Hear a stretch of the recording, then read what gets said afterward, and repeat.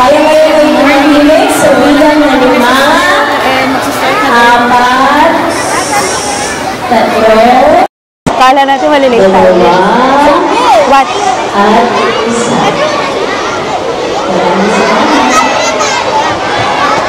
Starbucks tayo after school. Okay, sige.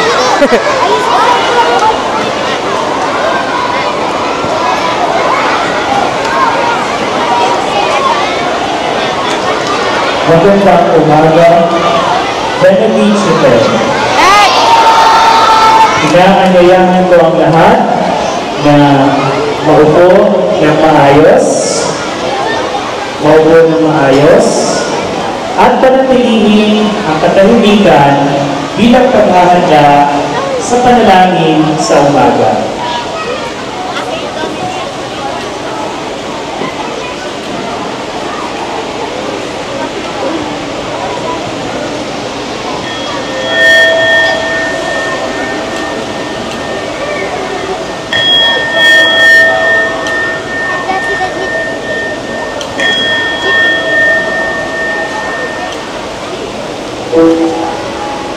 Ang Ebanghelyo ay nagpapakita ng katapatan ni Juan Bautista.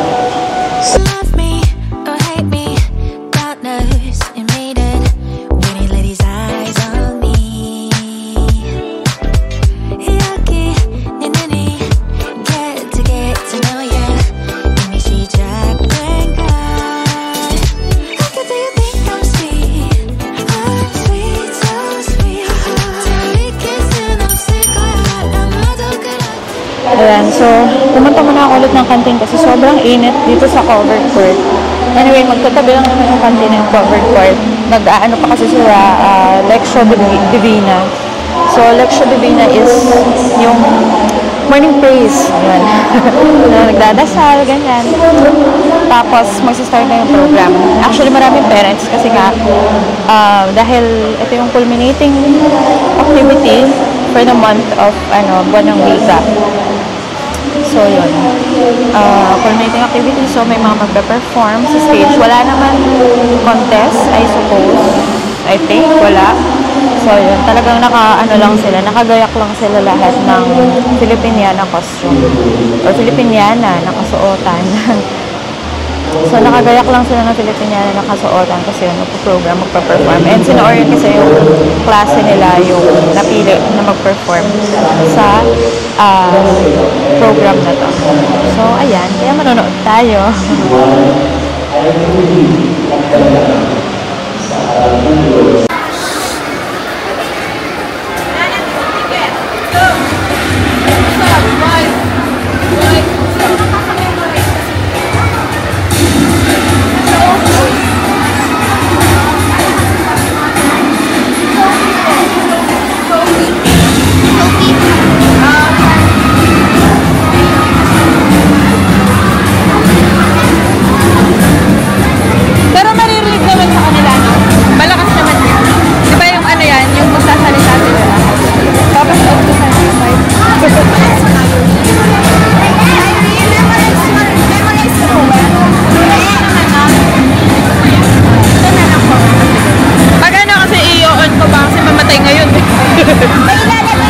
Ilalagay ko yung mic mo sa loob na para kapag nag-perform kayo, maririnig kayo ni teacher sa video na. Tapos bibigay ko yung video sa iyo babaya. Yun na lang. Pwede ba doon? Oo, okay.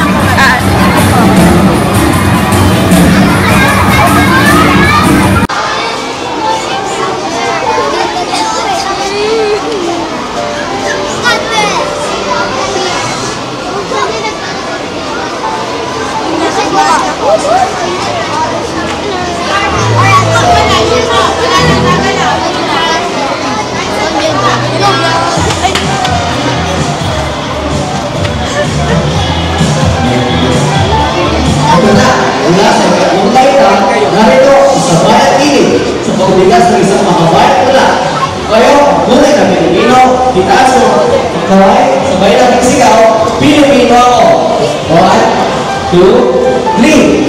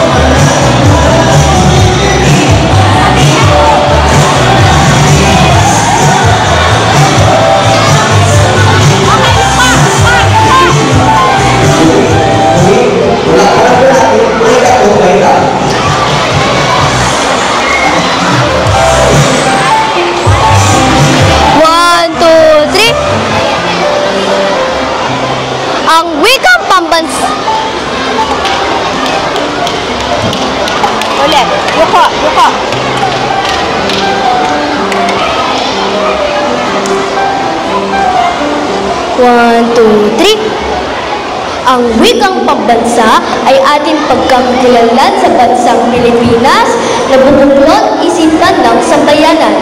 Wikang Filipino, tinig ng pagkakaisa, haligi ng kultura, dangal ng Pilipinas. Halina't pakinggan ang aming munting presentasyon upang malaman ang kalagaan ng wika natin.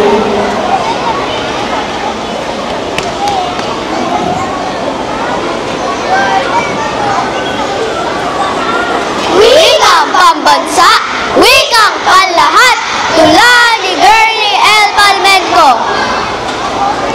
Luzon, Visayas, pati na sa Mindanao. Tuwing Agosto ay sabay-sabay humihiyaw. Humihiyaw! Humihiyaw! Humihiyaw!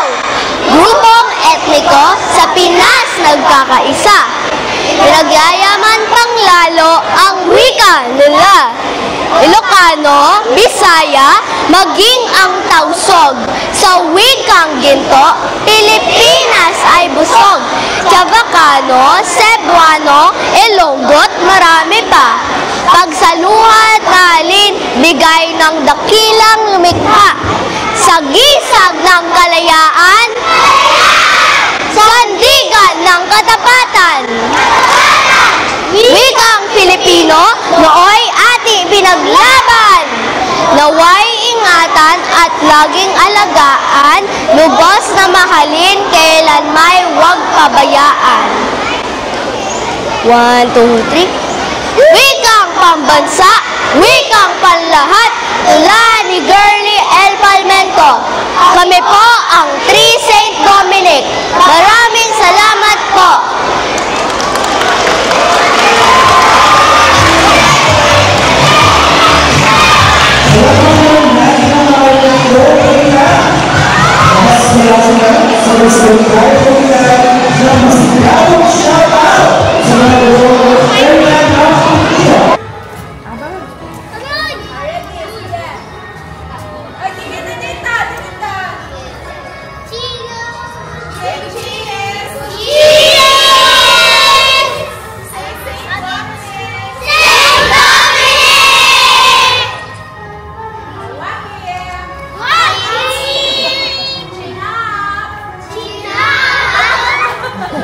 Wala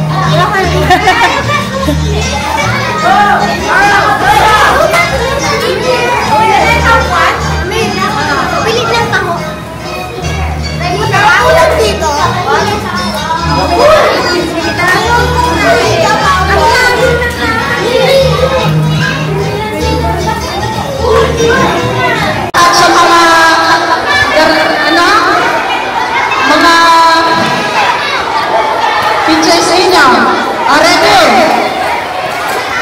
Ready? Gumawa ka ng strategiya para makalusot ka sa mga nagbabantay. Okay, ready? Wala yung pixel ko, sorry. Ready, set, go! Ready, dito ka na.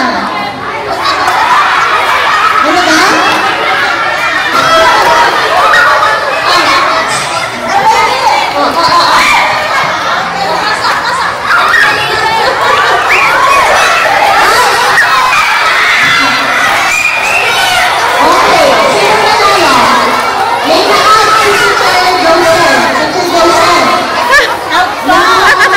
Out ka na daw!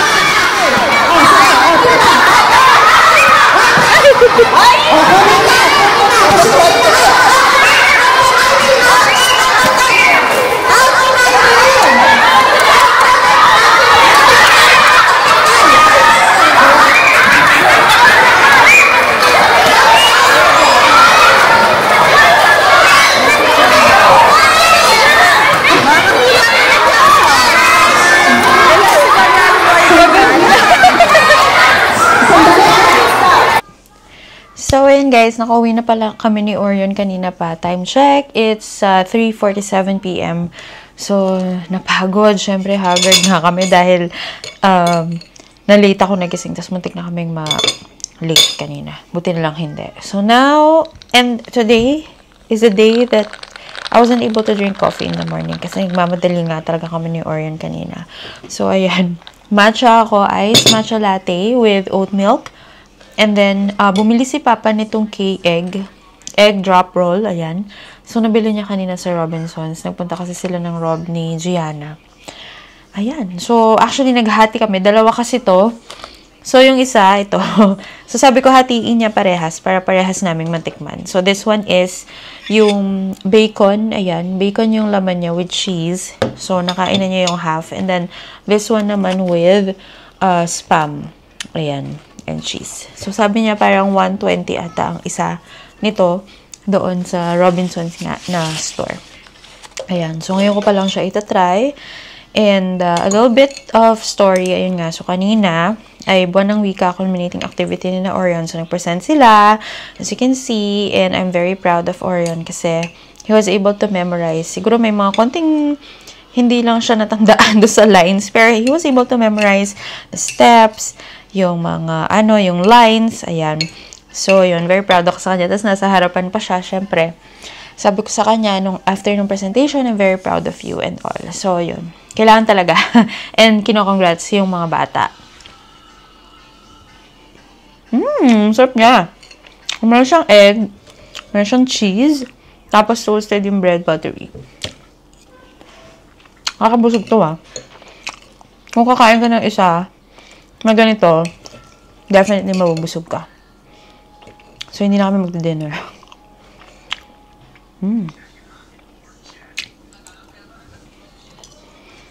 Pero feeling ko dapat to, kakainin mo agad. Hindi yung matagal pa. Or babaunin, ganun.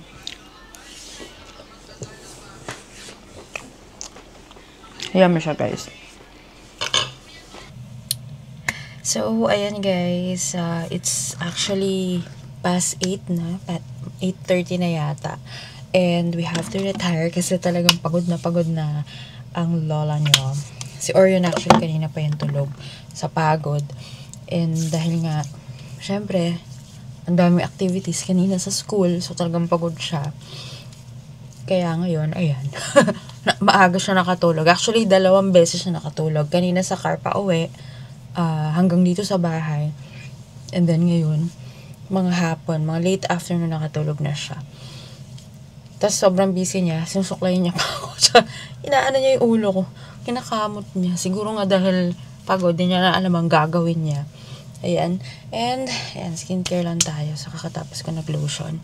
And then, I just wanna share with you another product. Actually, hindi ko pa talaga siya masashare sa inyo dahil kaka-receive ko lang nito ngayon. So, it's the Papa Feel Retinol Anti-Aging Serum. It's an eye serum, I think. Kasi nakita ko lang din to sa TikTok. So, ilalagay ko na lang yung link dito sa description box. So, it fades fine lines and wrinkles. So, saka na natin siya i-review kapag nagamit ko na siya for a few weeks. So, sabi kapag nag-retinol ka daw kasi dapat 3 weeks hindi ka magbibilad sa araw or kung kailangan mong, kung hindi maiwasan yung araw, dapat meron kang payong, ganun. So, hindi ako pwede magbilad sa araw. Paano ako magja-jogging pala? My gosh. Ayan. So, try lang natin ito dahil na serum siya. So, yan. Try lang natin. So, this is the first time that I'm gonna try this. And then, kapag siguro mga naka 2 weeks na ako, yun, update ko na kayo kung ano ang lagay nitong eye serum na to sa atin. So, let's try it lang. Nakita ko lang kasi talaga ito sa TikTok. Tapos, merong, sino bang doctor yun? Nakita ko. Kalimutan ko kung sino doctor yun. Nakita ko. Dr. Kilimaru ba yun? Or, basta yun. Basta. Yun. Yung doctor sa TikTok, siya yung nakita ko na nag-ano nito. So, let's see. So, sa under eye, and then lagay din natin dito sa ating ano. So, dab-dab lang daw. Hindi daw siya pwedeng spread na ganun. So, kailangan dab-dab lang yung ating serum. Ayan. Kasi alam nyo naman, kapag nasa 40s na tayo, actually, pag mga 30 plus, dapat nagsistart ng gumagamit ng mga anti-aging products or anti-aging serum. Ayan. So, yun lang. Gawin natin. Actually, yung serum na ginamit ko, ano siya, ang tawag nila sa Japan is toner. So, yun. So, anyway, lalagay ko yung link dito sa description box. Itong ating nabiling Papa Feel na serum. Naka-sale nga lang din siya. So, mas maganda pag nabili nyo siya ng naka-sale. Ayan. So, yan. Tulog na tayo dahil ako talaga pumipikit na talaga yung mata ko.